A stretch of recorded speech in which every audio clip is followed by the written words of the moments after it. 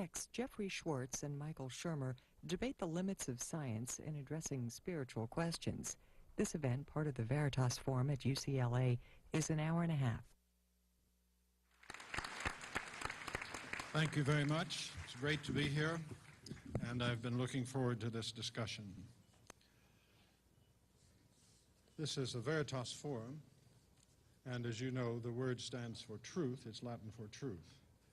The first standard in the WASC Accreditation Handbook, that's the group that accredits UCLA and all the schools in this area, is that the function of the university is to find and disseminate truth.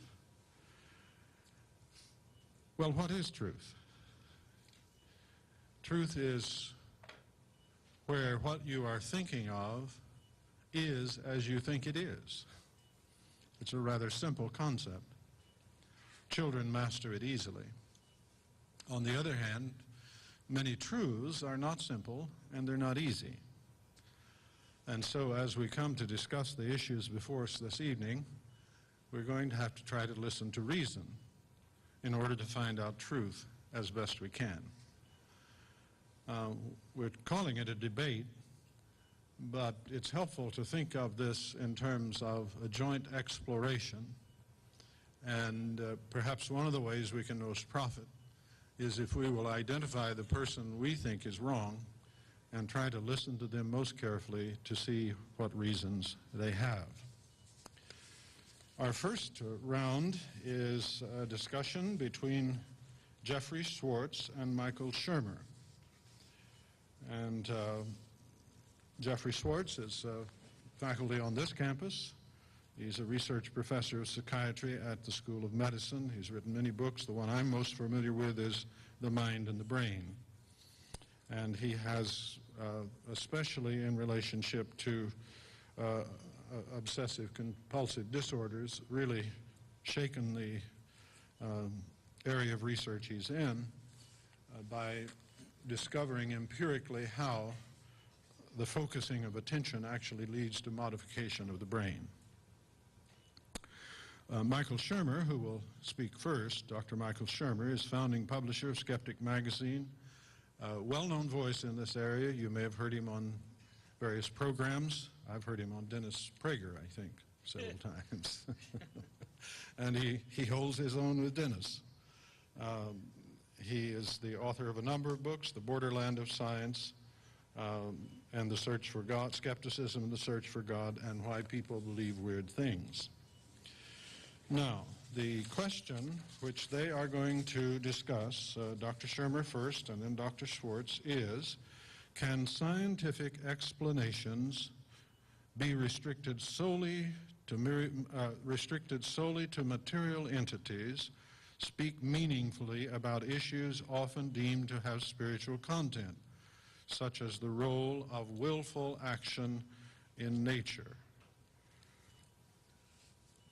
Introduce to you first Dr. Michael Shermer, and then Jeffrey Schwartz will come afterwards.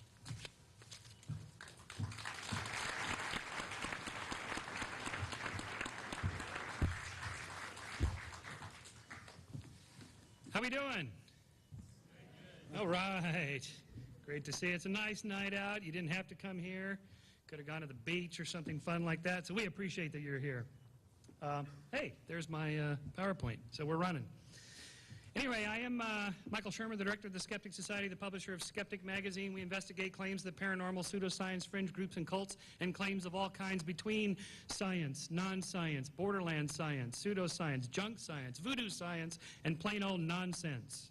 In other words, we are interested in the nature and spirit of science, which is what we're supposed to be discussing tonight. This is really, in a way, what I do for a living. The magazine deals with these subjects. My books, from Why People Believe Weird Things, which is about pseudoscience, and How We Believe, which is about God and religion and science, and The Science of Good and Evil, which is about science and morality. Can you be good without God, and those sorts of things.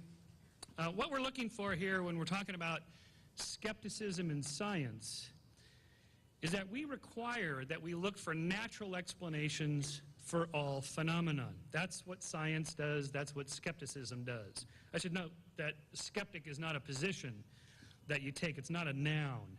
right? It's a verb. It's a way of approaching claims.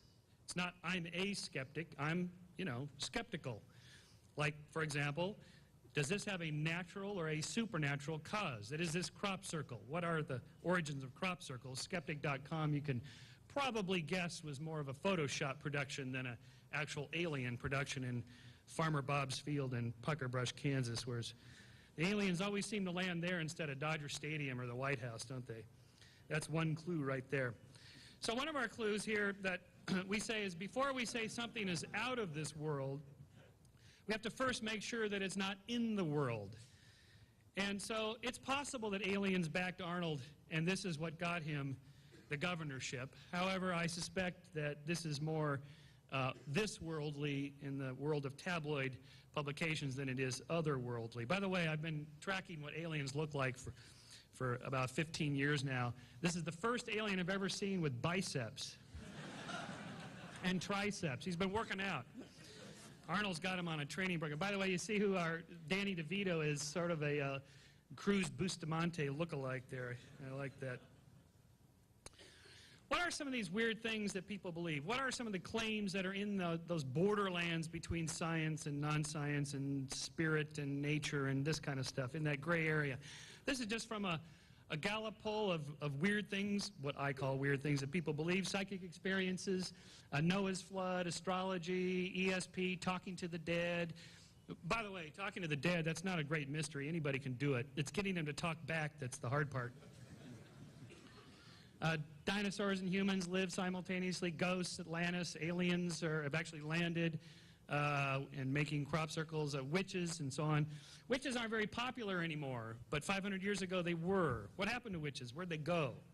See, these are often culturally determined phenomena. So we could start by examining what science and skepticism is with a real simple. We're going to work from simple to more complex by asking a simple question like, how many squares do you see there? This is a non-rhetorical question. Just go ahead and blurt it out. I got 22, 26, 15, hike.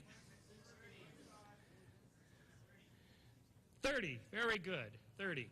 Now that's a nice exercise. Of course, the first inclination, intuitively, the way we think is to think, well, there's 4 by 4, there's 16, and then you dig a little bit deeper and you go, oh, wait a minute, there's 17, the big one. And then you go, oh, no, wait a minute, there's all these 2 by 2s. 18, 19, 20, 21, 22, 23, 24, 25, 26, and then at the last moment you realize that there's some 3 by 3s, and there's 4 of those, 30. One of the things we do in science is we probe a little bit deeper. We look for deeper explanations. It's not natural to think scientifically, it's natural to think anecdotally. Not in terms of scientific experiments, but in terms of stories that we've heard. My Aunt Mary's sister got cancer and she tried extract of seaweed and her cancer went away, and there must be something to it. That's the natural way to think. Thinking in terms of big epidemiological studies, control group, experimental group, that's not natural, right? So we have to dig a little bit deeper in science. So for example, if I asked you to count the number of black dots and white dots on the image here, just blurt out, how many black dots are there? That's right, there are no black dots there, but they exist somewhere. They don't exist on the screen. They exist in your mind. They're blinking on and off. You do see this blinking on and off, right? Yeah, okay, good. You never know when the illusion's going to quit working with certain groups. I found it doesn't work in Kansas for some reason. Again, digging a little bit deeper here, the impossible crate illusion. And, it takes just a second to see why this is an impossible illusion, how this is in the back, and then all of a sudden this board's in the front, and then it's in the back again, then it's in the front. And of course you think, well, yeah, but it's a two-dimensional object.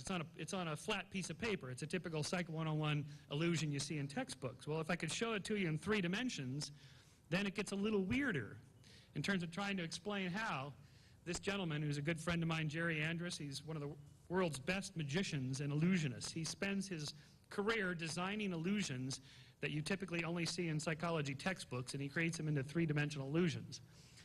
Now, fortunately, Jerry is kind enough to allow the reveal for this one, so I will give you the reveal. But if you look at it for just a second, it is the impossible crate. It can't happen except only in your mind, or can it? And there it is. Camera angle is everything. You see how he does it? The camera is shooting from over here, right? Now, we tend to see things that often aren't really there. For example, ever since the Viking spacecraft photographed this famous face on Mars in 1976, people have speculated that perhaps Martians built architectural monuments on Mars long ago.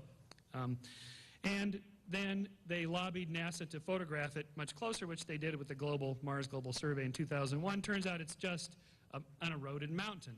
But you can kind of see where the face was. Here's the eye sockets and the nose and the gash. It's kind of a mouth and a chin. The face is still sort of there. But the question, more interesting question, is not really did Martians build faces on Mars to stare out at us, but why is it we tend to see faces?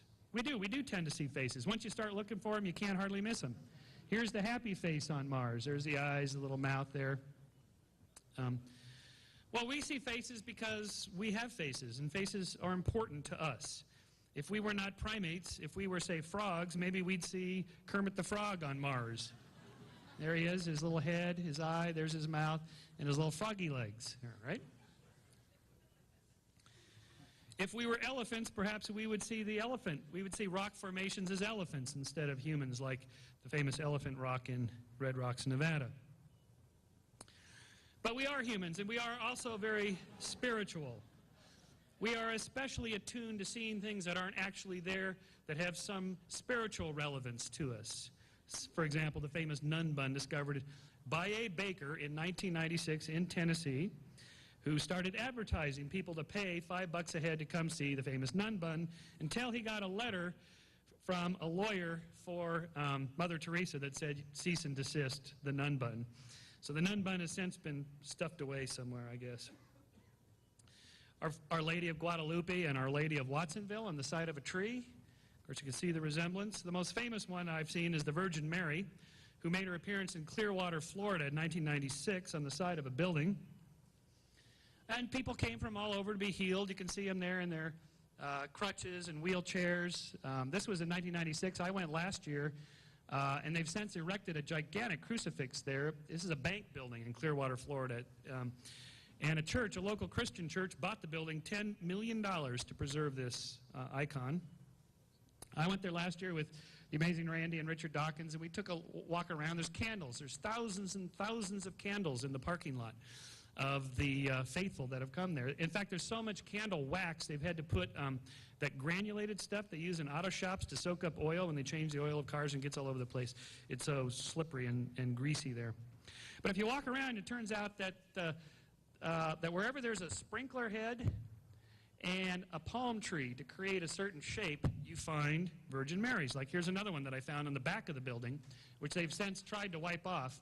The film is on there pretty hard. And the water in Clearwater is, well, not very clear. It's very mineralized, which is what causes the stain.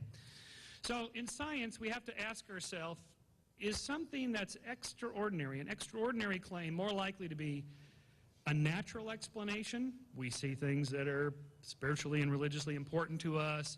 These things are only in our mind. They have a natural cause, palm trees, mineralized water from the sprinkler system. Or is it really a supernatural explanation? Which is more likely? So is it really a miracle of Mary, or is it more of a miracle of Marge?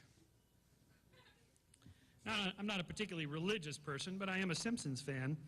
And so to me, it looks a little bit more like Marge than Mary.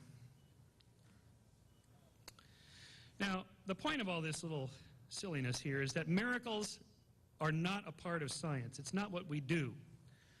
In fact, I think this was adequately illustrated by the famous Sidney Harris cartoon where the two mathematicians are talking, and the one says, I think you should be more explicit here in step 2, then a miracle occurs.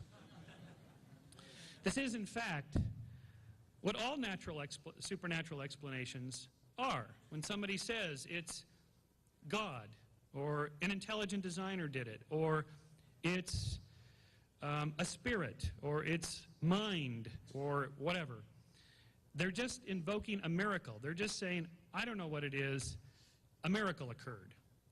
I think we need to be more explicit there in step 2 in all of these investigations of these interesting phenomenon. So when we turn to the debate question, Can scientific explanations restricted solely to material entities speak meaningfully about issues often deemed to have spiritual content, such as the role of willful action in nature? Beats me. We have to deconstruct that sentence, unpack it. The language is hard to... I'm not sure I understand what it is we're supposed to be debating tonight. Really, I'm not sure. I meditated, ruminated, cogitated on this for at least 3 or 4 minutes, and I couldn't figure it out. But language matters, and the way you define things matter. For example, when Governor Schwarzenegger says gay marriage is something that should be between a man and a woman, he means something different by gay marriage than most of us mean. Sorry, it's a cheap shot, but it's a good one. What we're really talking about here are 3 things: material entities, spiritual content, and willful action. God, spirit or mind, and volition or free will. Those are the 3 topics I want to look at. I want to look at them in the context of what we know and what we don't know, because when we're on the borderlands there, when we can't quite make it out, when it's sort of fuzzy, we're in the realm of epistemology. That is, how do we know what we know? So there's the known, the unknown, and maybe the unknowable, maybe. So I turned to the great literature of philosophy to try to figure out what the answer to this question is about the known, the unknown, and the unknowable. And since it's something of an assault or attack on knowledge, I turned to the Secretary of Defense for an explanation of this from our own Donald Rumsfeld, who writes, "Reports that say something hasn't happened are always interesting to me because, as we know, there are known knowns. There are things we know we know. We also know there are known unknowns. That is to say, we know there are some things we do not know. But there are also unknown unknowns, the ones we don't know that we don't know." I'm sure you've heard Rumsfeld go on at these press conferences. It's quite amusing. This particular quote, along with Arnold's, won some contest for the most mangled language of the year last year. But actually, if you read that carefully, he's right. This is a grammatically correct and epistemologically correct statement. Whether we can actually know what we don't know, because the problem is what is the unknown? In general, science traffics in the known and the unknown. Philosophy and theology traffic in the unknowable. This is why philosophers and theologians debate how many angels can dance on the head of a pin. For those of you in the back, this is a bowling pin. I thought that was just hilarious. I did a Google search. I typed in angels and pin, and I got that. Is that the funniest thing you've ever seen? It's a bowling pin. Who would have thunk it? Meanwhile, scientists are trying to determine how many nanobots they can fit on the head of a pin. Turns out quite a few. And isn't that a little beauty there? All right? Between the known and the unknowable, or at least the unknown. The problem is, how do you know that something is unknowable? If you know it's unknowable, then you know something about it. That's a weird thing. Really, that's one of those philosophy things that are best dealt with late at night with adult beverages, I think. For example, how do you know that you are not right now unconsciously wishing you had stayed home to watch The Simpsons reruns instead of coming here? Well, if it's unconscious, how would you know, right? That's when your therapist says, you might be subconsciously thinking this. Well, if it's subconscious, how would I know? That's why you're paying this guy, right? In fact, there was a great Simpsons episode, one of my favorites, when it turns out Homer had a crayon in his brain. And when he removed the crayon, he got really smart enough that he wrote a proof that God does not exist, and he gave it to Flanders, his evangelical born-again neighbor. Is it possible, really, to derive a proof that God does not exist? This is a problem, right? How do you prove a negative? I can't prove there is no God any more than I can prove there is no Santa Claus, there is no unicorns. How do you prove that? How do you prove there is no free will? For that matter, how do you prove there is a God? How do you prove there is free will? These are tough questions. I think one way to get at it, a number of different ways. There's a terrific little book called Flatland, written in 1890 by Edwin Abbott, in which a two-dimensional plane is the world in which these geometrical figures live. And what would it be like to live in a two-dimensional plane is what much of the book is about. So, for example, if you were a quarter, a circle, you wouldn't look like this or like this or like this or like this. You'd look like that to somebody else living in your world. In fact, everybody would look like that.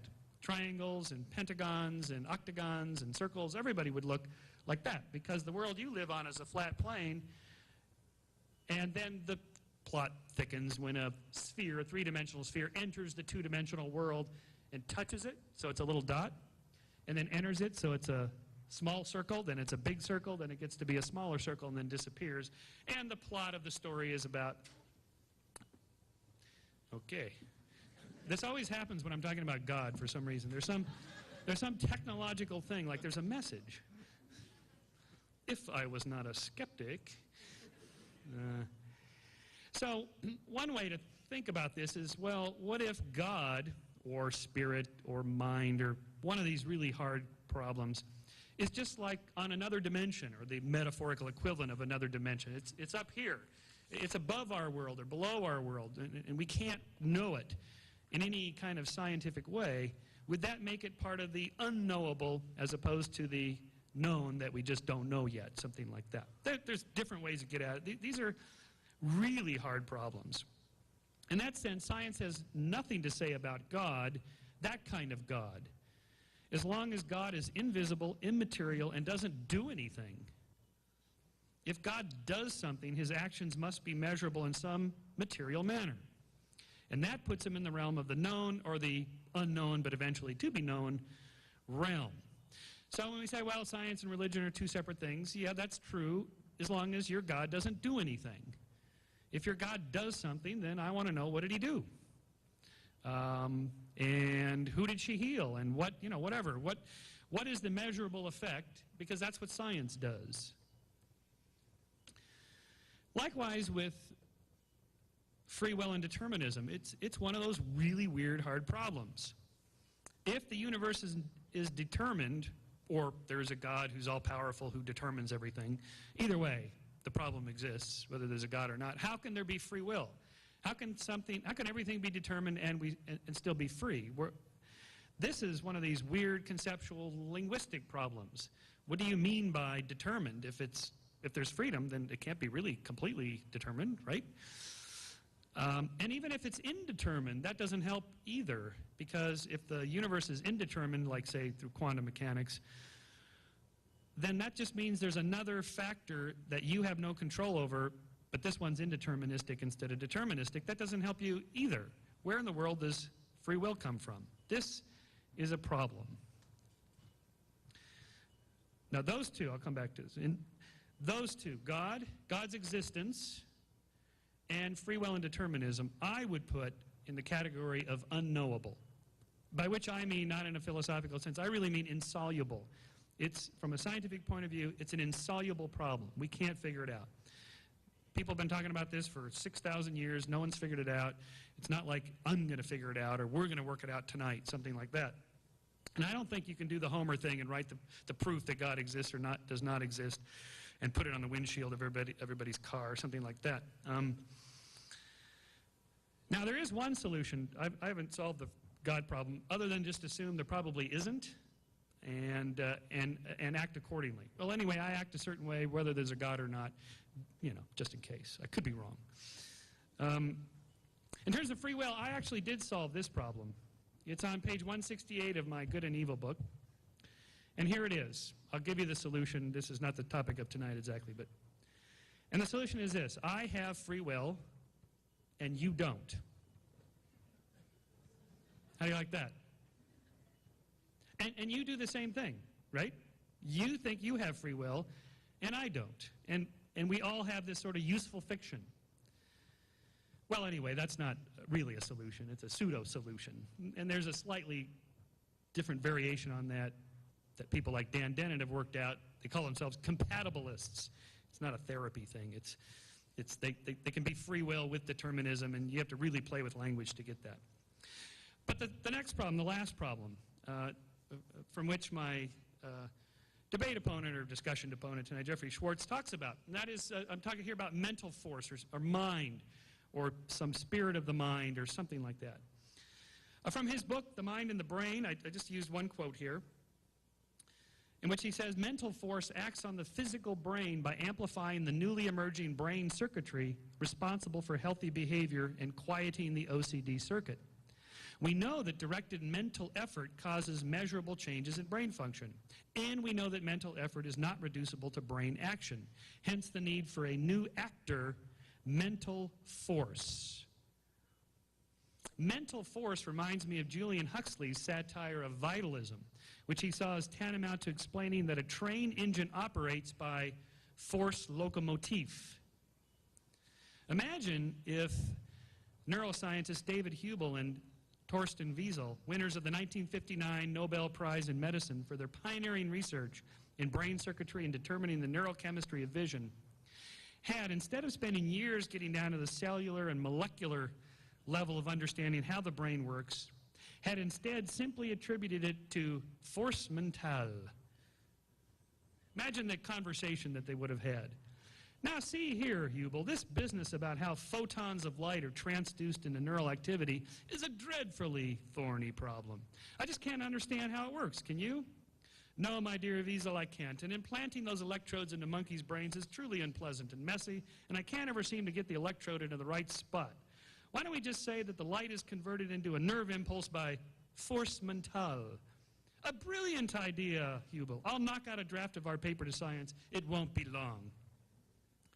This is simply abandoning the continued search for a natural explanation. To say it's a mental force, a force mentale, is no different than saying it's a homunculus. It's a spirit. It's a god. It's a miracle happens here in step 2. I think we can do a little bit better than that. And I'm going to end with just a short little story here. I think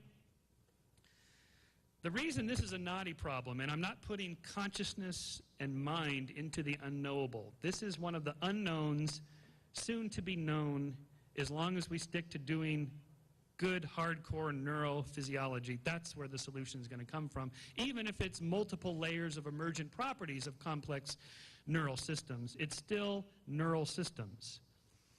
The reason this is a hard problem is because it's a really complex one. And in fact, 500 years ago, people thought that they were obsessed or sort of possessed by demons. And 200 years ago, people thought that they were obsessed and possessed by ghosts and spirits. In the last century, people thought they were abducted by aliens and whatnot. What's going on here? Why are these people reporting the same phenomenon but describing it differently? And the answer is because the brain is all, our brains are all structured in a similar way, such that the experiences physiologically, neurochemically, are similar, but they're explained in the context of their culture. I had an experience like this, a weird one. In 1983, I was abducted by aliens. It's true. I swear it happened. It was on a lonely rural highway in Hagler, Nebraska in August, and I was traveling down the road. It was about 3 in the morning, and a large craft came up over my left shoulders. Bright lights. Aliens got out, stopped me, abducted me into the craft, and I lost 90 minutes of time. You know, Mulder's missing time. Looks at his watch, 90 minutes have disappeared. And then they let me go. I was back down the road. I remember the next day telling some people about this experience. Really happened. Now, if I tell you the context of this, that in fact, this was in the middle of a transcontinental bike race in which I had ridden from Santa Monica to Nebraska nonstop on a bicycle with no sleep at all. I'd gone 83 hours without sleep. If you want to have some great drug-free and legal hallucinations, this is the way to do it. Okay? So it turns out physical exhaustion, sleep deprivation, and so on. Yeah, that was a long time ago. I had a lot more hair then. And so I'm going to leave you with one last mystery in life. I don't want to take all the mystery out of life. There are some things that are truly unexplainable. God is one. I think free will is the second one. There is one third one, a truly insoluble, unknowable problem. Here it is.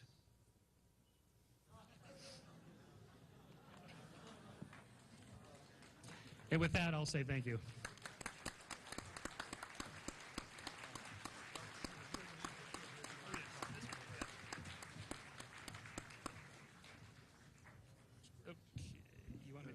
Yes, we just have to change laptops here. It'll take us just a second. Thank you very much. Needs the conversion kit? Probably not. I don't know. Bill, do you need the conversion kit or no? Probably not. Okay.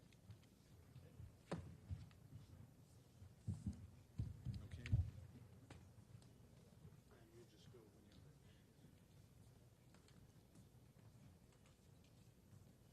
And you know this lady down here is going to flash a sign. Well, she.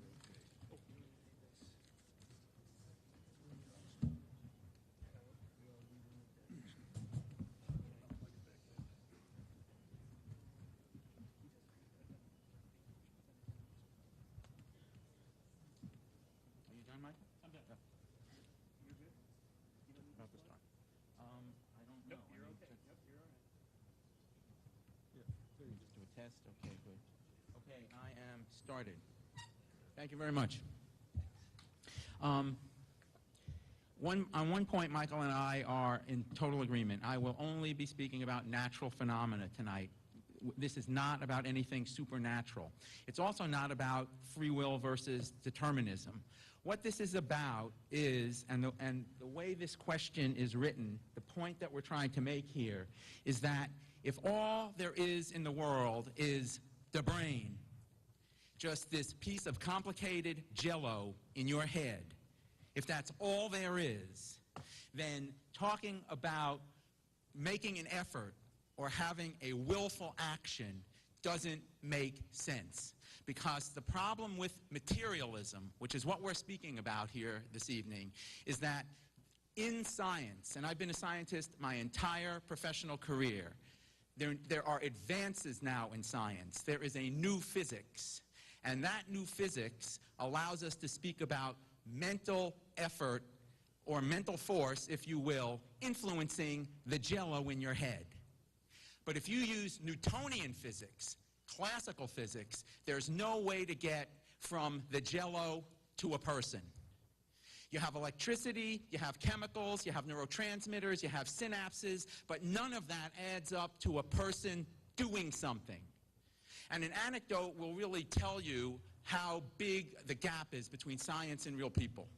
In 1996, I had the opportunity, the honor to have ABC News 2020 feature my work on obsessive-compulsive disorder, and I worked very closely with the producer of that piece, trying to explain to her how the mind changing the brain is really a revolution for science. And she said to me, are you trying to tell me that mainstream elite science says that when I stand at the corner and the light turns green, it's not me and my mind that decides whether I'm going to walk across the street? And I had to tell her, I regret to have to inform you that mainstream science is totally deterministic, totally materialistic, and says that this matter in your head has been determined since the time of the Big Bang to determine whether you're going to cross that street, and any thought that you have that anything you do with your mind decides whether you cross that street is a total illusion. That's what mainstream science says. And she looked at me and she said in a tone I will never forget, I don't believe you. But the sad truth is that mainstream classical science based on classical Newtonian physics says that everything she does, everything we all do is determined by this piece of complicated jello in your head, and there's nothing else there. There's no mind, there's no will. It's all an illusion. Now, I wrote a whole book on this, and that book is called The Mind and the Brain. And this picture, which is on its cover, I would like to say that for materialists and for people like Dr. Hannibal Lecter, this would be an extremely appetizing culinary delight. But for the rest of us, this is strictly a reminder that we have a very complicated piece of matter in our head, but with a new physics, we have a way of relating that matter to mental effort. So what we're here tonight to talk about is, does the word effort have real meaning? Materialist, classical, Newtonian physics says no. The feeling of effort is an illusion caused by a complicated piece of matter in your skull. Quantum physics says differently. The new physics, which has shown the old Newtonian physics to be false for 3/4 of a century, has a deeply proven, totally empirically validated, completely natural principle called quantum Zeno effect. And this has been explicated by the great physicist Henry Stapp in my book, The Mind and the Brain, and in much of Professor Stapp's own writing, to be explicated as such. The quantum Zeno effect, which is a totally natural modern physics effect, very empirically validated, it says that the mental act of focusing attention tends to hold in place brain circuits associated with whatever is focused on. In other words, focusing attention on your mental experience maintains the brain state arising in association with that experience. That is what I mean by mental force and nothing else. A completely natural phenomenon validated in modern physics that allows the focusing of attention to hold in place the circuit that this brain sends up to us. So we have an interaction now. For the 20th century, it was all about the brain doing everything to the mind.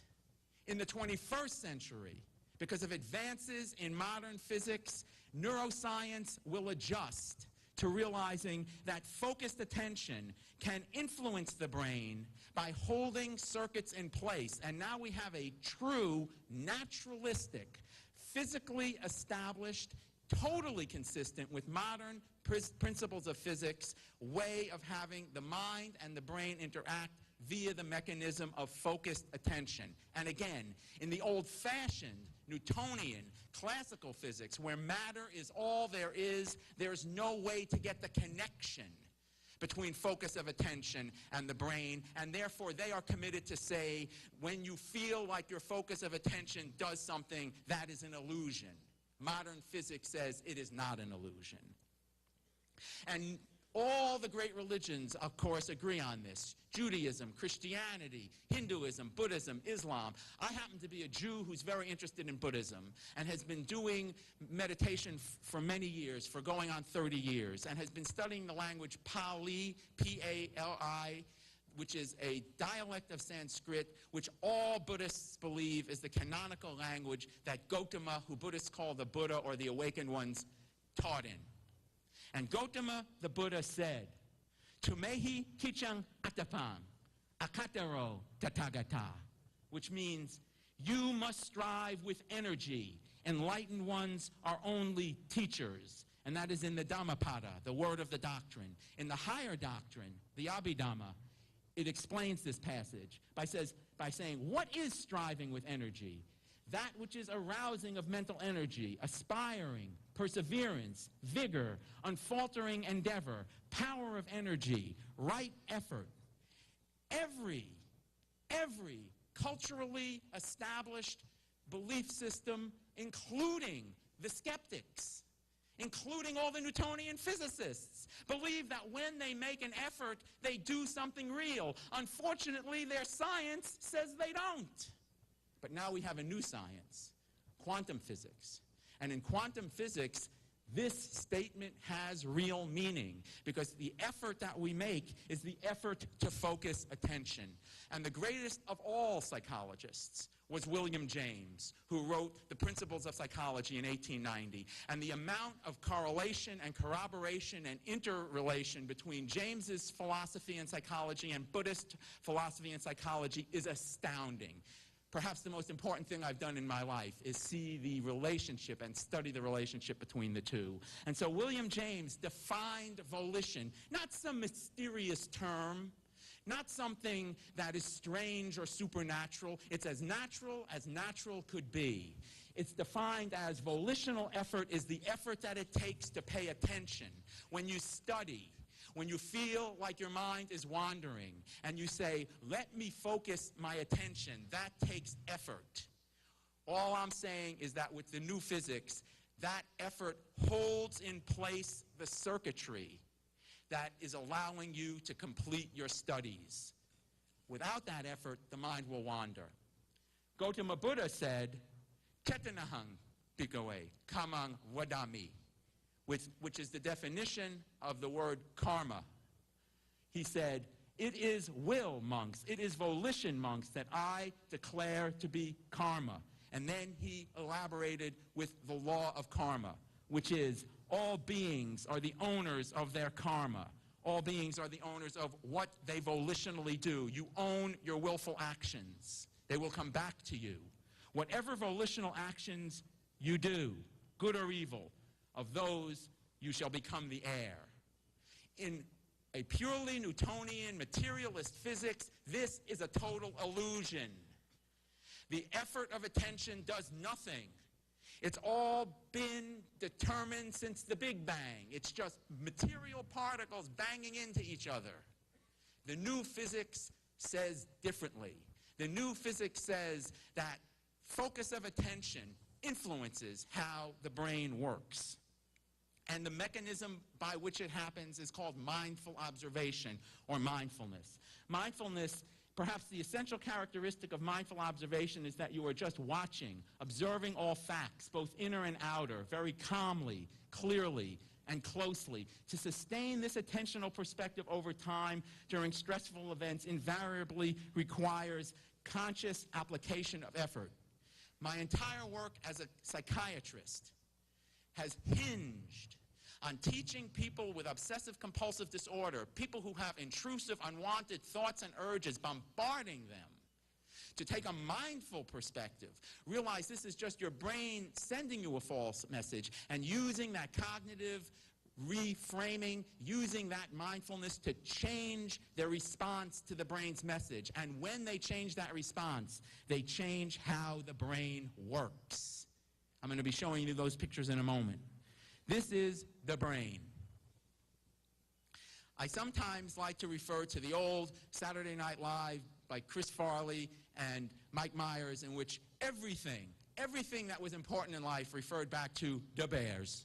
It didn't matter what it was. It all came down to how did it influence the bears. The modern materialists do the same thing. No matter what you feel, no matter what you think, no matter what you did, no matter what effort you made, no matter how hard you worked, no matter what happened to you, it was all determined since the time of the Big Bang by material forces which now are just summed and impinging on the brain. There's no you. There's no effort. There's no mental. It's just all the brain. About as much thought went into that, given what modern physics says, as what Mr. Farley and Mr. Myers said when they were talking about the bears. I have a lot more sympathy for the bears than I do for people like that who talk about the brain. But there are some key structures here that I want to say a few more words about. This is the orbitofrontal cortex, the bottom of the front of the brain. This is hyperactive and has been shown to be metabolically overactive in people who have obsessive-compulsive disorder. And it's also what I sometimes refer to as the Las Vegas or Atlantic City area of the brain, because there's a very large amount of scientific brain imaging data showing that when people are in gambling situations, when you're sitting at the table and you have to decide, do I hit or do I stick? Should I bet $10 here or $15 here? Those kinds of value-laden decisions activate the orbitofrontal cortex. This is the amygdala in the temporal lobe. It has a lot to do with feelings of fear and dread. This is the caudate nucleus. It's the automatic transmission of the brain. It can shift circuits quickly and efficiently, and a lot of what we do, like walking, getting up and out of a chair, just brushing our teeth, all the things that we do automatically with our bodies so that we can think of other things while we do them, that's because our caudate nucleus functions like an automatic transmission, allowing us not to have to concentrate on every single thing we do. It's nice to have an automatic transmission. In obsessive-compulsive disorder, unfortunately, it gets stuck in gear, and the people are stuck with these intrusive, unwanted thoughts and urges. That's the nature of the condition. And deep in the core of the brain is something called the hypothalamus, which is our core animal nature. The hypothalamus mediates sexual desire, hunger, thirst. And an extremely interesting set of experiments was done by my very close friend Mario Beauregard at University of Montreal. He showed students erotic films. These happened to be erotic films in which there were two women and a man, and so actually the men found it erotic and the women did not. I encourage you to pull out the paper and read the method section. It's very erotic for something in the Journal of Neuroscience, I promise you. And what he found was that the hypothalamus, which you see right there, became markedly activated in the males who became sexually aroused by watching the film.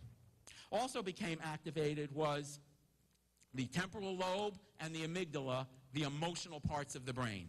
So males who became aroused by watching an erotic film, their hypothalamus, core, instinct, animal brain, emotional brain were activated. Now in a crossover design to take care of all the methodological problems, he had the people watch the film with the simple instruction: emotionally distance yourself from the film so as not to become sexually aroused. And when the people did that, they completely eliminated the emotional and hypothalamic activation.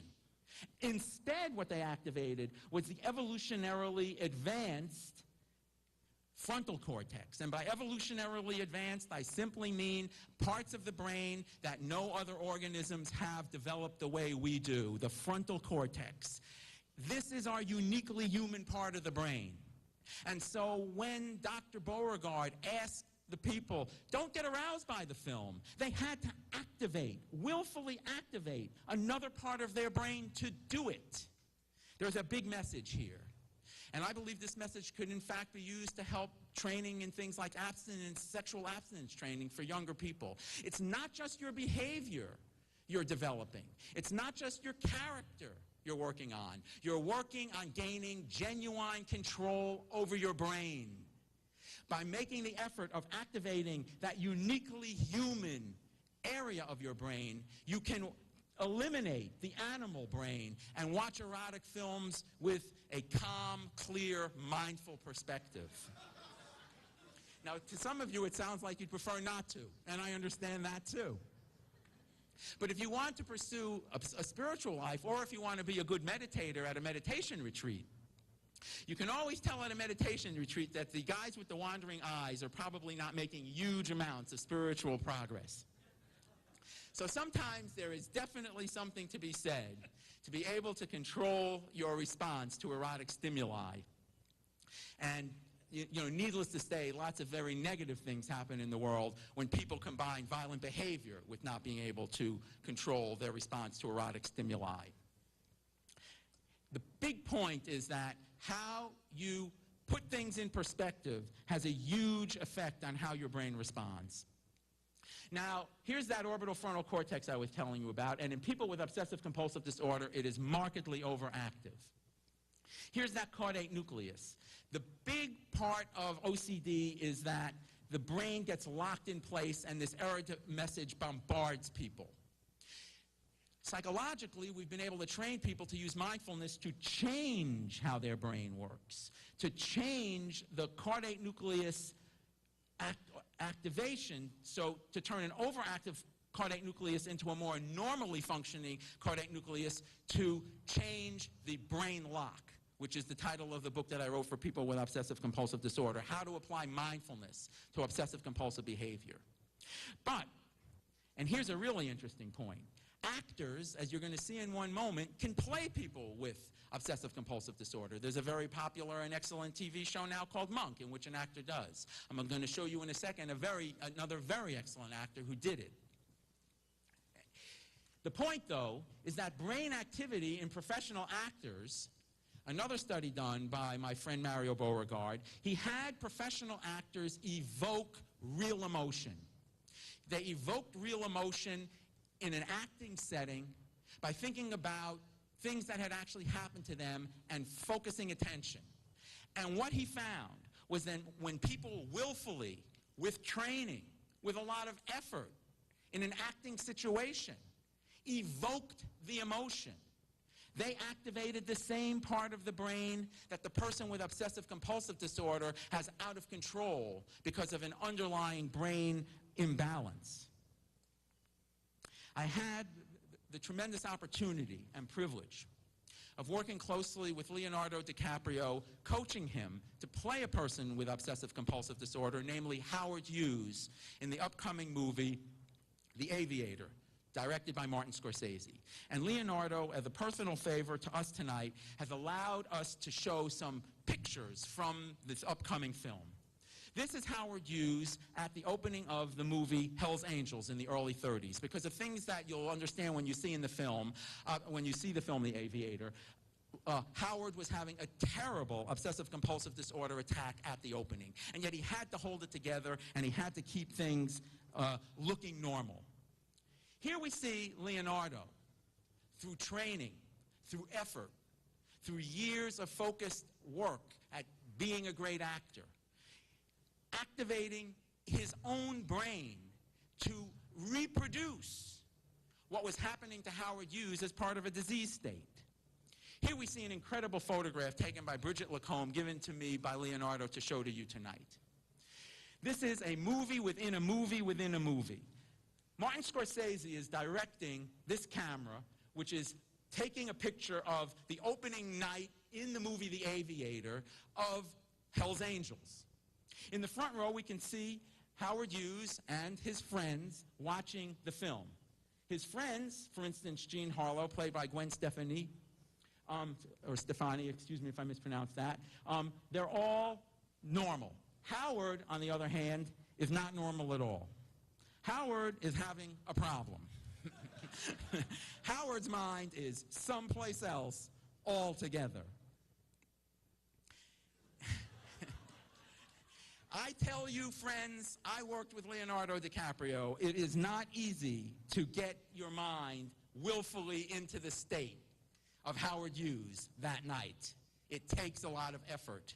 You have to do things to your brain to have it happen. To the materialist, Leonardo's not doing anything at all. To the materialist, there's no effort in Leonardo DiCaprio's work here. No actor works for a materialist. For a materialist, it's just the brain doing what the brain does. I beg to differ. And I'm here tonight to tell you that modern physics, in a totally naturalistic explanation, allows us to explain how Leonardo DiCaprio evoked in himself, with training, with effort, which I very much hope I contributed to, the capacity to re-experience what Howard Hughes was experiencing that night. And in so doing, those years of training allowed him to make his brain do what Howard Hughes' brain was doing that night. And that's how he can evoke this kind of emotion when Martin Scorsese says action. It's not the word action that makes that happen. It's Leonardo DiCaprio saying, we're shooting the scene. I have to do the work of an actor now. I have to focus my attention to make my brain what Howard's was that night. Just finishing up with real patients with obsessive-compulsive disorder. In my book, Brain Lock, I came up with these 4 steps which can train people to use mindfulness to reinterpret the experience of obsessive-compulsive disorder. How fortunate we would have been if Howard Hughes could have had access to these advances in science, a science which shows that the mind can affect the brain. A science which shows that by learning to apply mindful awareness, you can change this brain circuitry. You can take this brain lock and unlock it. And here, Leonardo portrays the one therapeutic action that Howard really had, flying an airplane. He was one of the great pilots of all time, and one of the fathers of the aviation industry. And here we see him with Kate Blanchett playing Katharine Hepburn, and here you see a totally different Howard Hughes, and I should say a totally different Leonardo DiCaprio as well. Here he's focusing out. Here he's disengaged from his brain lock because he's flying an airplane, the one thing in the world he really loved. And that's the message I'm leaving you with tonight, ladies and gentlemen. When you love something, When you're involved in an activity that really means something to you. There's the word meaningful for you. Nothing supernatural about it. When you're doing something that is meaningful to you in the most natural sense of the word, it allows you to focus your attention and willfully change your brain to hone in and learn more and be a master of your fate, in the sense that we are not just slaves to this complicated piece of jello that happens to be in our head. With trained, willful mindfulness, we can hold circuits in place and influence the course of the material action of our brains. Thank you very much for your attention.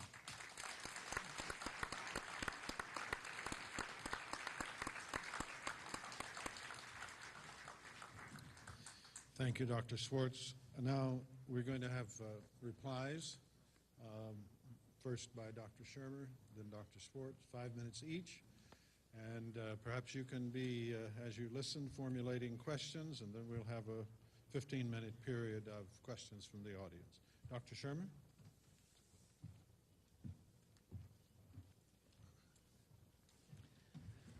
Wow. Jeffrey, you are the most energetic Buddhist I have ever met. You should hang around more Buddhists, Michael. Okay. Yeah, I should try that mental stuff. I'm not sure what to make of all this. Mental energy, mental force, perseverance, endeavor, right effort, volition, karma, mindfulness, mindful observation, and so on. These are linguistic placeholders. These are words, and only words, to describe neural activity, which Dr. Schwartz has said, that's right. How is that different from saying a miracle happened? It's a homunculus, it's a spirit, it's the force locomotive, it's the force vitale, whatever. That doesn't really explain it. Jeffrey, you didn't explain how this works. You just said, and then this thing happens. And then the caudate nucleus does this and so on. And then this other thing happens. And DiCaprio did this, and then the caudate nucleus, or the, whatever, the hypothalamus and so on, got activated. So we know how the brain parts work, right down to the neural level and so on. But then to just say, and then this thing happened, and then you throw out one of these words, a mindfulness happened. What does that mean? It's fine to say it. It's a great metaphor. The mind is a metaphor. It doesn't exist. It's just a word to describe, we don't know what it is. We'll just say, look, we'll just call it mind for now because we got to call it something. But it doesn't actually exist. It would be like saying that there's a homunculus, a little person in there. So when you say Leonardo focuses, what does it mean? We know really what it means neurologically. We know what's going on. This part of the brain becomes active, this part of the brain gets suppressed, this part of the brain goes quiet, this other part of the brain becomes active. All of that is just neural physiology and nothing more than neural physiology. There may be emergent properties at higher levels of complexity, but it's still neural physiology and nothing more. There's no mind. The mind is one of the last remnants of the Middle Ages that we're still hanging on to because we can't explain this hard problem. So instead of saying, beats me, I don't know how it works, I'm just going to use this really cool word, mindful observation. It's a great term, but it doesn't mean anything. It doesn't explain anything. Now, Dr. Schwartz talked about sexual arousal suppression. Now, you could say activate your caudate nucleus. Starting to sound like George W. Sorry. Watching too much television. You could say to somebody, honey, activate your goddamn nucleus so you'll last longer. Or you can just, think about baseball, which is what I do.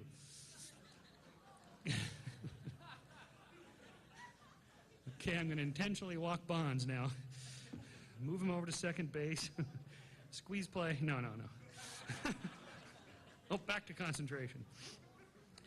These are just metaphors to try to activate brain functions that are still just neurophysiology. It's nothing more than that. I don't think quantum mechanics has anything to do with this. It sounds cool. Classical mechanics and classical physics has been overturned by quantum mechanics. This is a favorite tool of the New Agers. Somehow the new physics is going to save the day. It doesn't. It doesn't do anything. For example, observation, we know, brings about the collapse of the wave function in certain unstable atoms. This is true. Quantum physicists tell us this. However, observing radioactive decay in atoms doesn't alter them. It doesn't stop the radioactive decay. Staring at them, thinking about them, whatever. Quantum mechanics has nothing to do with this, and it doesn't give you willful action, free will, or anything like that. If anything, if it's true that quantum mechanics is causing random acts in your brain, causing neurons to randomly fire that you have no control over, that they're not determined in any way, that doesn't give you freedom. It doesn't give you free will. It doesn't give you volition. It doesn't give you mindful observation or any of those cool terms. It doesn't. It just means it's another kind of force you have no control over, right? It doesn't give you free will. In the end, we are simply left with, again, just neural activity. Even if you want to say, which I do, something like a moral choice. These are neurological activities. Actually, making a moral choice, we know where this happens. You're giving me the 1 minute to go or something, right, on the 5 minutes? I think it's already over. Oh, I didn't see any, okay. Sorry. Oh, sorry, they didn't give me the... So, in conclusion, Leonardo DiCaprio is a good actor, but not a great actor.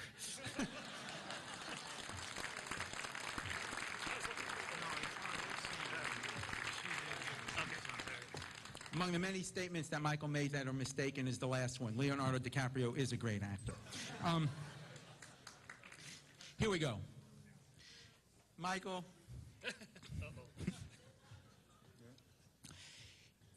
You don't quite know what science is.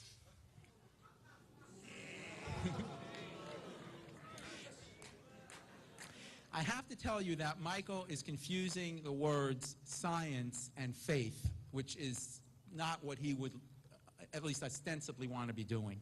Because the plain fact of the matter is that for all the brain imaging, and I've been doing brain imaging since 1984, 20 years, there was no brain imaging. We started it here at UCLA, actually, I mean, among other places. About in the early 80s, here, among other places, is where it started. So for 20 years, I've been studying people and their brains and what happens with people when you take pictures of their brains. And the problem with what Michael just said is, I mean, there were a lot of problems with what Michael just said. I mean, the one that we really know right off the bat is just not true, is when you say that mindful observation has no meaning. We all have the capacity to look inside ourselves and know what we are thinking. That has huge meaning. We know what the word means when we say, you know, I looked inside myself, I saw and felt an experience. Michael wants to say that somehow science knows that there's matter in this brain that is causing every aspect of that. I am here to tell you assertively, there is no data to support that statement. What we have are nice correlations between various kinds of, at this point, after just 20 years of brain imaging studies, relatively simple actions and correlations of what happens in the brain when people do those things. But the big missing ingredient in materialist science is that they make believe on blind faith, on faith alone. They have no mechanism to say in any way, shape, or form how what's going on in the brain generates the experience that people are having. We have correlations, yes, but we have no causation at all. But it gets worse than that. If you hold on to the materialist frame rigidly and say there can't be anything other than this jello in my brain, there just can't be anything else than that, you are committed to saying that the observations that we make, that the actions that we do, that the moral responsibility that we feel are nothing but illusions. It's not science to say we know what those things are because the brain must be causing them. We have no data whatsoever to explain how the brain would cause mindful observation to occur. We have significant amount of data, and growing, about what mindful observation does to the brain. Mindful observation causes the frontal part of the brain to become activated. Materialists then try to do a quick 180 and say that means we know that the frontal cortex is making you be mindful. Not at all. And in fact, he used a very good example. You don't come home at night and say, honey, get your hypothalamus ready. If you do, you're going to be in the room on your own, etc. If you want her hypothalamus to get activated, buy some flowers, play some nice music, tell her you love her, tell her you think she's beautiful, tell her you appreciate all the things that she's done, tell her how much you missed her during the day. Your brain isn't determining you do those things. And when you do those things as part of a conscious, loving act, that does things both to your brain and to her brain. And if you're lucky, maybe her hypothalamus will get activated.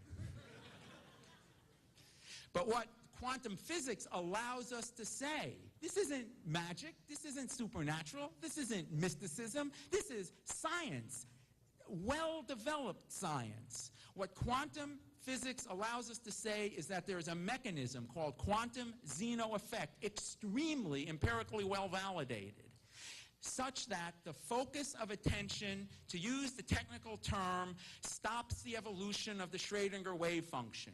You can prevent the wave functioning from evolving by focusing attention by rapid, repeated observation. Straightforward quantum principle. Nothing magical, nothing mystical, and nothing new age about it. It is science to say that modern physics allows us to say that rapid, repeated observation influences how the wave function that controls the matter in the brain evolves and changes. And you can stop that evolution, you can stop that change in matter by focusing attention. So just to finish, the point I'm making is very straightforward. It is blind faith of materialism with no mechanism whatsoever to say that everything that people think, say, and do, and all the loving acts they perform are just caused by this piece of matter in their head. It is modern physics to say that when people willfully direct their attention in wholesome ways, they hold in place wholesome circuits in their brain, and by mechanisms of neuroplasticity, make easier acts of wholesomeness in the future. How you direct your attention influences your brain. That's modern physics. If it's consistent with the teachings of faith, hallelujah.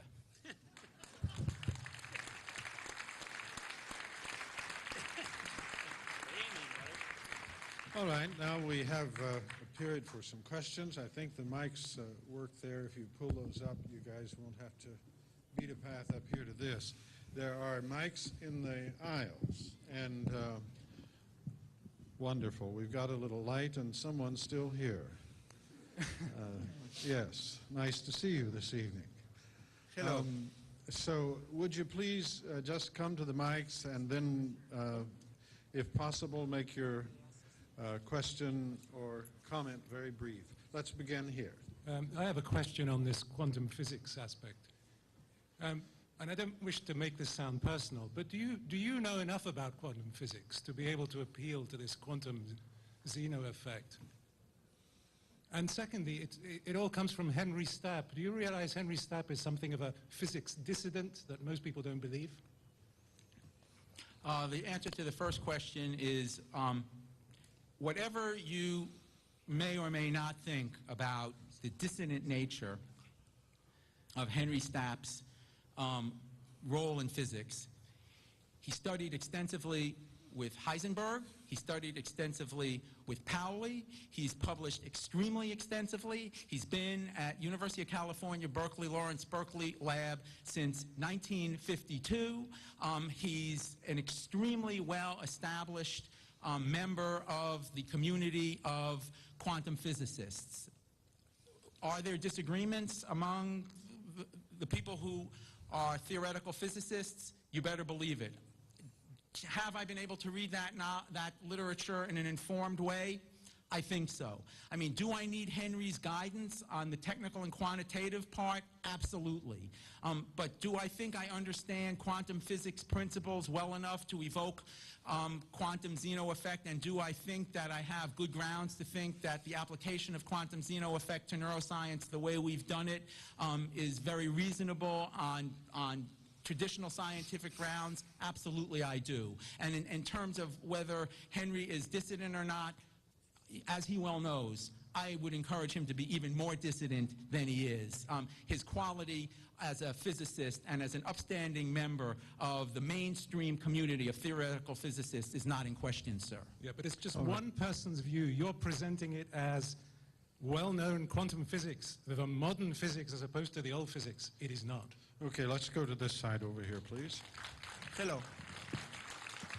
This is also for Jeffrey Schwartz.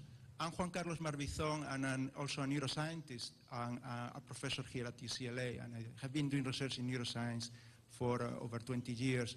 But I'm not going to take issue with your neuroscience because, in part, I have heard very little neuroscience in your presentation. So I'm going to take issue with other things, with your Buddhism, which you talk extensively. Because, you know, I'm also a Buddhist. I have been a Buddhist for more than 15 years now. I have practiced meditation for more than 30 years, and I practice Zen meditation. Do you have a question? Do you have a question? Yes, I have a question. I'm getting to the point. So I don't know Pali, but I know that the central teaching in Buddhism is Jivatman, which is the Excuse me? I just didn't hear that. Jivatman, that there is no soul, there is no Atman. Yes. There is nothing permanent in the human mind or in the human brain, and therefore there is nothing that can do, nothing that can direct attention, nothing that can survive death. There is nothing. And you know the Mahaprajna Paramita Sutra says that extensively. It goes into details, and there is no perception, no senses, no mind. Let him reply, Yes. please. So I don't think that you are on a solid Do you basis have a on your question, Buddhism. sir? Yes, the Would you question please is, state it and let the speaker respond? Oh, he'd asked a question. how could you reconcile what you're saying, that there is something directing brain action, with the theory, with the clear Buddhist doctrine of no self? That's an excellent question. That's an excellent and difficult question. And here is just a brief answer, because as you obviously well know from the way you framed the question and your own extensive background, it raises very, very deep issues. But I think that you have misstated, sir, with all due respect, the anatta, or not self doctrine. What Gautama said, and I feel very confident speaking within the Theravada or Pali perspective on this, is that what is an illusion is the notion that there is an integrated self that goes through time. So by anatta, he meant there is no transcendent, unified self. But the reason why it is so critically important that he so explicitly defined karma as volition itself and made the law of karma, which simply says that the karmic acts, the volitional acts that you do have consequences. The answer to your question is a proper understanding of what is called paticca samuppada, or dependent origination. Dependent origination, which is way beyond our scope tonight, is the mechanism whereby the organized volitional acts go through time and give coherent results that look like they could be a self. So what Gautama is saying is that there's no actual coherent self going through time, but there is a huge amount of organized activity, and the organizing factors all hinge on karma, all hinge on the integrative action of karmic or volitional output as organized by the laws of dependent origination. And this is, in fact, what the entire Abhidhamma is an explication of. And I'd encourage you to read the books of Rupert Gethin, just starting with the introductory Foundations of Buddhism by Oxford University Press, and it will really enlighten you. Let's go to this Not side. in any deeply technical sense. And please do keep your questions as brief as possible. Well, Dr. Schwartz, first, greetings from a Jewish atheist to a Jewish Buddhist. And then what I wanted to ask you was, I want to get to the ultimate question of whether or not your theories lead to the possibility of life after death. And the question I have is, even if it's true that we can exercise will, intention, and make decisions, isn't what you're saying still consistent with the highly likely prospect that consciousness is a byproduct of a physical brain? Like, for instance, Alzheimer's can eclipse consciousness. A blow on the head can eclipse consciousness. So isn't it still possible that ultimately conscious awareness is an epiphenomenon of the brain and dies with the brain? Okay. Again, that's a very good question and asked in good faith, and I appreciate that question very much. The short answer is that it's very important to draw a distinction between emergentism and epiphenomenalism. It's a critical distinction philosophically. I myself believe that if the proper paradigm is more of the brain like, the world's most fancy television set, that it's kind of drawing in a signal. That's just a scientific hypothesis, though. The emergentists say that the brain is generating consciousness. And as you point out, Alzheimer's, we can go on and on and on. Point well taken. I simply am going to say that if a person who is an emergentist will acknowledge that what emerges from the brain as mind and as experience can then, as mind itself, act back on the brain, then we might well have a point of agreement.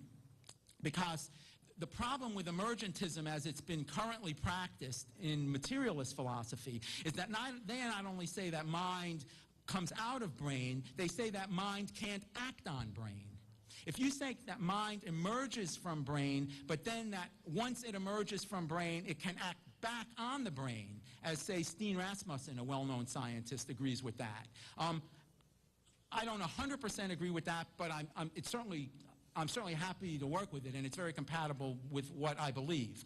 And then in terms of, as a scientist, I don't get into, the life after death issues particularly. As a spiritual person, and I am a spiritual person, again, from technical Buddhist philosophy, you have to really recognize that, as T.S. Eliot said, the moment of death is every moment.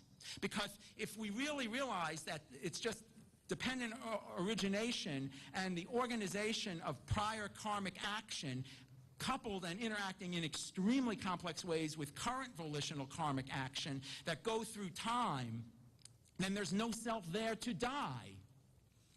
And then you just get into the issue of, does one believe in rebirth linkages? And if one believes, as I do and as all Buddhists do, that there really is, in fact, a mental energy, then we don't believe that that mental energy dies just because the body dies. And it seems to me that an emergentist could easily also believe that the mind that emerges from the brain could at least potentially, literally take on a life of its own. And in that, we may actually have points of potential agreement between the more traditional scientists and people who are trying to, like I am, couple science and spirituality. Dr. Shermer, do you have something to add on that? Gee, golly, I was mindfully drifting away. Mindlessly drifting away. I guess I'd like to know, Jeffrey, where do you think this stuff is? In the synapses, between the gaps between the neurons? Where is the stuff floating around up there? Okay, it's not floating around up there. That's really the whole point. the first questioner who spoke about the dissident Henry Stapp. The dissident Henry Stapp has just published a paper in the American Journal of Physics, not exactly considered a New Age journal. And in the American Journal of Physics, he has published a paper which I think we can reasonably say makes an extremely well-established case for what's called non-locality. And there's nothing new about non-locality in quantum physics. You know, Bell's theorem entails it, and the paper is called Bell's theorem without hidden variables. And I won't even begin to try to explain it. You know, it's beyond my kin to do it really accurately. But the point simply is, if non-locality is real, and every physicist will agree that it sure looks very much like it's real, then it becomes reasonable within a modern physics perspective to say this mental action is genuinely immaterial, so it doesn't have to be floating around anywhere. What we're talking about now is the fact that quantum physics gives us a scientifically established paradigm to integrate the material action of the brain with the immaterial action of the mind, and so we no longer have to get flummoxed by this so-called problem of dualism, which from the time of Descartes would be how does something immaterial interact with something that's material. Descartes made a terrible error by saying that these were two different substances. Quantum physics has corrected this error by saying they are not two different substances. Immaterial focus of attention can interact with material mind by the very well-established mathematical formalism that quantum physics has been using every day in science for the last 3/4 of a century. Thank you. This. Yes, I'd like to ask both speakers if they're aware of something which surprisingly didn't come up in either talk, which is the field of cognitive psychology, which has for decades been empirically studying the mind. Independently of quantum physics, it's been empirically studying the mind as a product of the brain, and cognitive psychologists often work closely with neuropsychologists and neuroscientists. And Dr. Shermer, you want to go first? Yeah, sure. I think I'll get to that in a second, but this. I can get to it right now if you want. This leap from non-locality, which has to do with the interaction of photons in this split beam experiment, how you go from that to neurons firing that are also non-local is just a gigantic leap that is a complete I have your email. I'll email anyone that's my email. This is classic New Age gobbledygook. It's just, you know, Deepak Chopra rambling on, stringing together random quantum words that sound really scientific that don't mean anything. You have said nothing of any meaning at all other than some famous physicist wrote a paper about non-locality which has to do with photons of light, and my brain can go non-local. What? Well, they say when your opponent gets really offensive. I think you need to be more explicit here in step 2. Okay. You have a lot of sympathizers out there, my friend. Well, they're scientists. This is a modern academic campus, so it doesn't surprise me. The point is that there's a big difference between what I'm saying and what, you know, Deepak Chopra is saying. That there are points of agreement I'm happy for. You know, may my 1040 form resemble his in some future time. But I would be more than happy, to send you the papers in which we explicate this in detail. This is not hand-waving.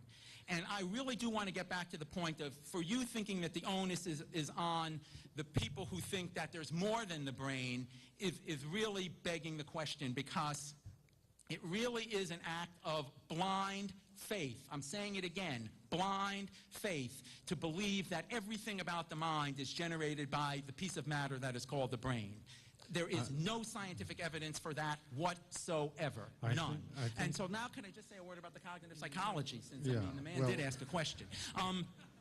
Maybe we should go to the next bunch of people here. You know, obviously, all of the treatment for obsessive-compulsive disorder that we do is cognitive psychology. And you raise a very good point, which is the point I just was making. Up to now, how that cognitive psychology interacted with the brain, and how the fact that we know that you can change your brain based on thinking, based on linguistic understanding, based on a semantical process, has been extremely mysterious. Because remember, materialism says that all there is matter. And so the cognitive psychologists have had, again, this same issue of correlation, correlation, correlation, but no causation.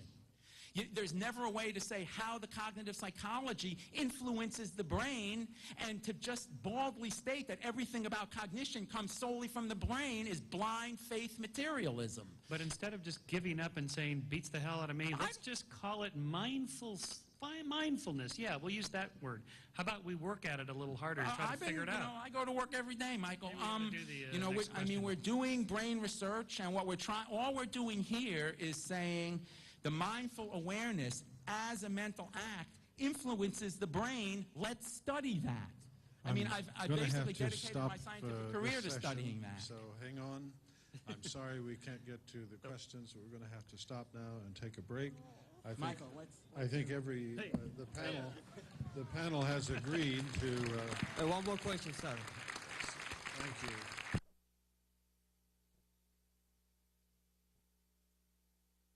The Mind and the Brain by Jeffrey Schwartz is published by Regan Books, an imprint of HarperCollins.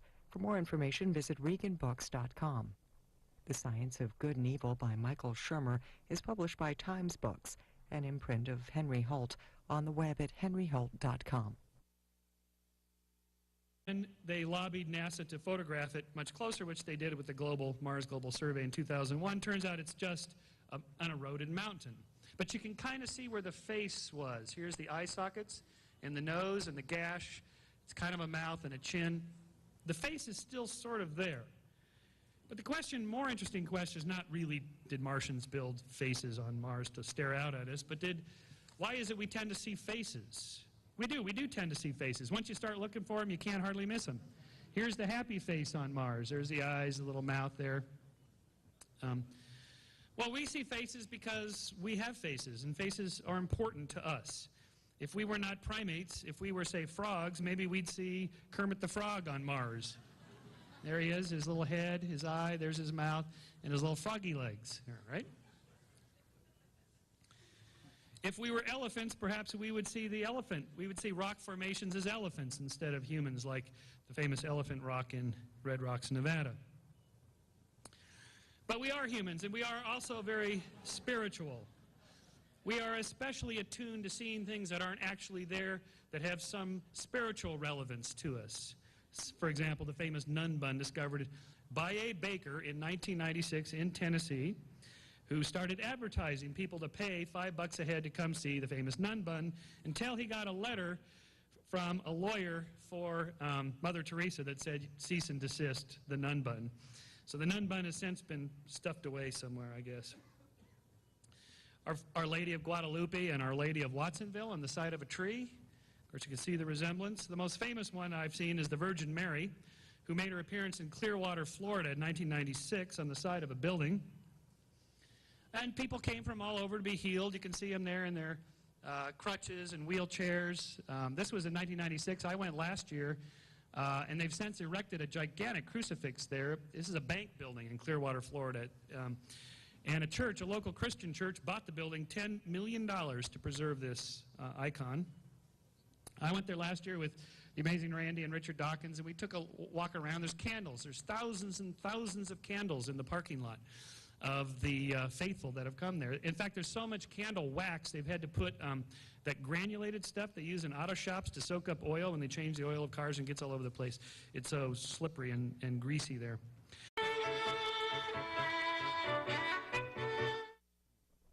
Next, Jeffrey Schwartz and Michael Shermer debate the limits of science in addressing spiritual questions.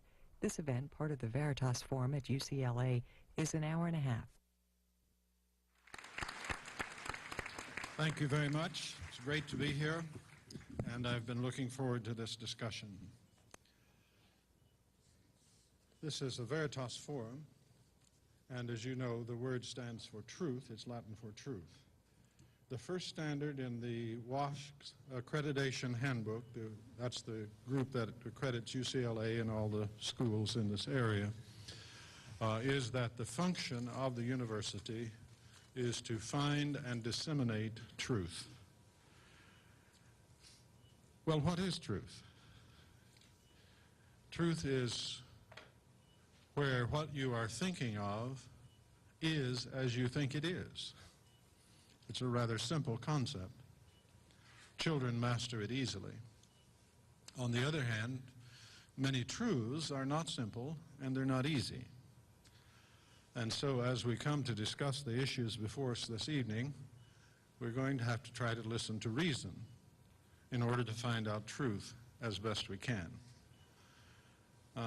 We're calling it a debate, but it's helpful to think of this in terms of a joint exploration.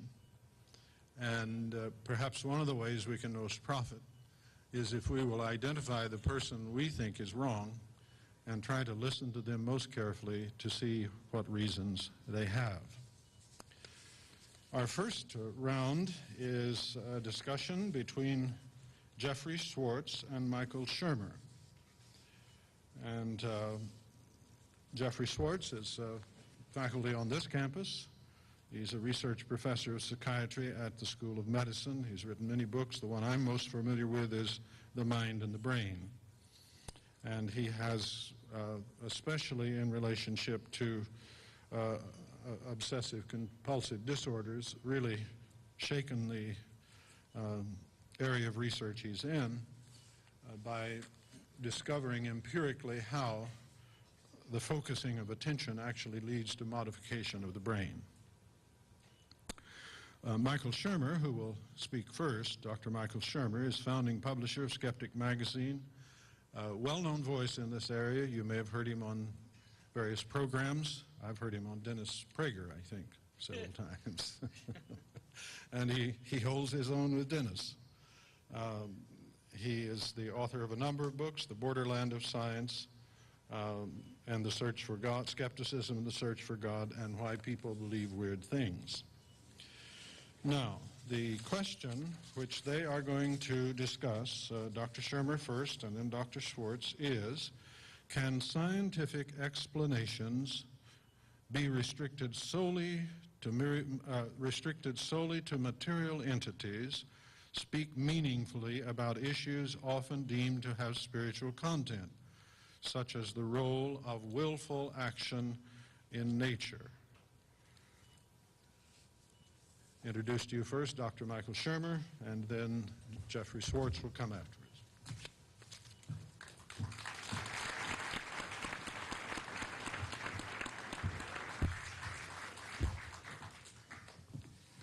How we doing?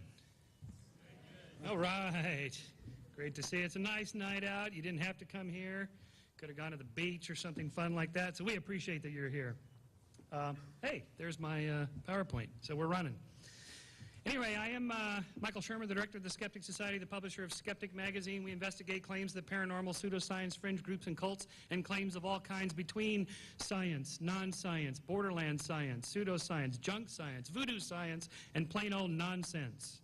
In other words, we are interested in the nature and spirit of science, which is what we're supposed to be discussing tonight. This is really, in a way, what I do for a living. The magazine deals with these subjects. My books, from Why People Believe Weird Things, which is about pseudoscience, and How We Believe, which is about God and religion and science, and The Science of Good and Evil, which is about science and morality. Can you be good without God, and those sorts of things. What we're looking for here when we're talking about skepticism in science is that we require that we look for natural explanations for all phenomenon. That's what science does. That's what skepticism does. I should note that skeptic is not a position that you take. It's not a noun, right? It's a verb. It's a way of approaching claims. It's not, I'm a skeptic. I'm, skeptical. Like, for example, does this have a natural or a supernatural cause? That is this crop circle. What are the origins of crop circles? Skeptic.com, you can probably guess, was more of a Photoshop production than an actual alien production in Farmer Bob's field in Pucker Brush, Kansas, whereas the aliens always seem to land there instead of Dodger Stadium or the White House, don't they? That's one clue right there. So one of our clues here that we say is before we say something is out of this world, we have to first make sure that it's not in the world. And so it's possible that aliens backed Arnold, and this is what got him the governorship. However, I suspect that this is more this worldly in the world of tabloid publications than it is otherworldly. By the way, I've been tracking what aliens look like for about 15 years now. This is the first alien I've ever seen with biceps and triceps. He's been working out. Arnold's got him on a training program. By the way, you see who our Danny DeVito is, sort of a Cruz Bustamante look-alike there. I like that. What are some of these weird things that people believe? What are some of the claims that are in those borderlands between science and non-science and spirit and nature and this kind of stuff, in that gray area? This is just from a Gallup poll of weird things, what I call weird things that people believe: psychic experiences, Noah's flood, astrology, ESP, talking to the dead. By the way, talking to the dead, that's not a great mystery. Anybody can do it. It's getting them to talk back that's the hard part. Dinosaurs and humans live simultaneously. Ghosts, Atlantis, aliens have actually landed and making crop circles. Witches and so on. Witches aren't very popular anymore, but 500 years ago they were. What happened to witches? Where'd they go? See, these are often culturally determined phenomena. So we could start by examining what science and skepticism is with a real simple. We're going to work from simple to more complex by asking a simple question like, how many squares do you see there? This is a non-rhetorical question. Just go ahead and blurt it out. I got 22, 26, 15, hike. 30, very good, 30. Now that's a nice exercise. Of course, the first inclination, intuitively, the way we think, is to think, well, there's 4 by 4, there's 16, and then you dig a little bit deeper, and you go, oh, wait a minute, there's 17, the big one. And then you go, oh, no, wait a minute, there's all these 2 by 2s. 18, 19, 20, 21, 22, 23, 24, 25, 26, and then at the last moment you realize that there's some 3 by 3s, and there's 4 of those, 30. One of the things we do in science is we probe a little bit deeper. We look for deeper explanations. It's not natural to think scientifically, it's natural to think anecdotally, not in terms of scientific experiments, but in terms of stories that we've heard. My Aunt Mary's sister got cancer and she tried extract of seaweed and her cancer went away, and there must be something to it. That's the natural way to think. Thinking in terms of big epidemiological studies, control group, experimental group, that's not natural, right? So we have to dig a little bit deeper in science. So for example, if I asked you to count the number of black dots and white dots on the image here, just blurt out, how many black dots are there? That's right, there are no black dots there, but they exist somewhere. They don't exist on the screen. They exist in your mind. They're blinking on and off. You do see this blinking on and off, right? Yeah, okay, good. You never know when the illusion's going to quit working with certain groups. I found it doesn't work in Kansas for some reason. So again, digging a little bit deeper here, the impossible crate illusion. And, it takes just a second to see why this is an impossible illusion, how this is in the back, and then all of a sudden this board's in the front, and then it's in the back again, then it's in the front. And of course you think, well, yeah, but it's a two-dimensional object.